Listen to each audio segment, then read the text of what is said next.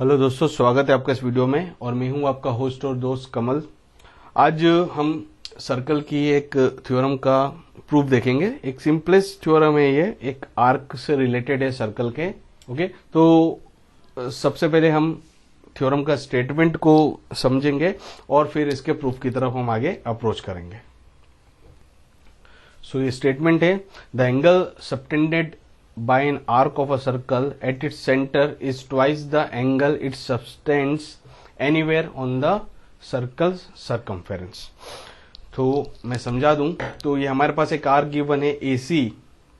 ये जो arc centre पे जो एंगल बना रहा है, मतलब ये जो AOC एंगल हमें दिख रहा है, और इस सर्कल के सरकमफेरेंस पे हम कोई सा भी पॉइंट ले ले, जैसे यहाँ पर B पॉइंट लिया गया है और A और B और C को हमने ज्वाइन कर दिया है, तो ये जो एंगल है AOC ये हमेशा ट्वाइस होगा किसके, ये एंगल ABC।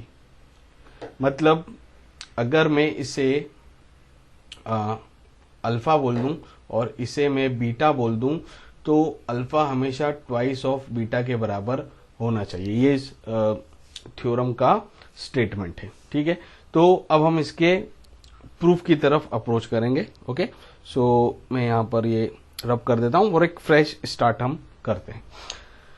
देखिए, अब मैं क्या करता हूं, इस बी पॉइंट से एक लाइन ड्रॉ करूंगा जो ओ से पास होते हुए निकलेगी।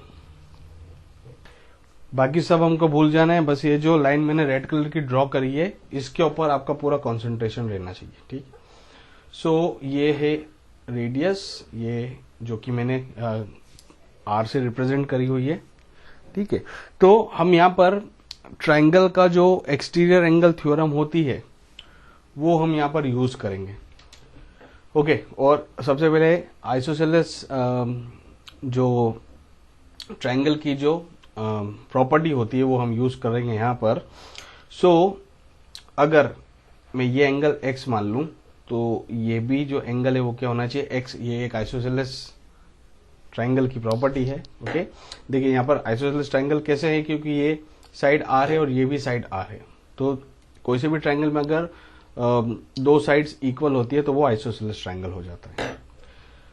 और अगर ये एंगल y है तो ये भी एंगल y होना चाहिए, क्योंकि अगेन ये जो दूसरा ट्रायंगल है वो भी क्या बन रहा है, एक आइसोसेलेस ट्रायंगल बन रहा है। ठीक है, अब यहां पर हमें एक्सटीरियर एंगल थ्योरम का यूज करना है। एक्सटीरियर एंगल थ्योरम क्या होती है कि, हाँ मैं ड्रॉ करके आपको समझाता हूं। ये मैंने एक ट्रायंगल बनाया है। ठीक है, हम पॉइंट ले लेते हैं PQR।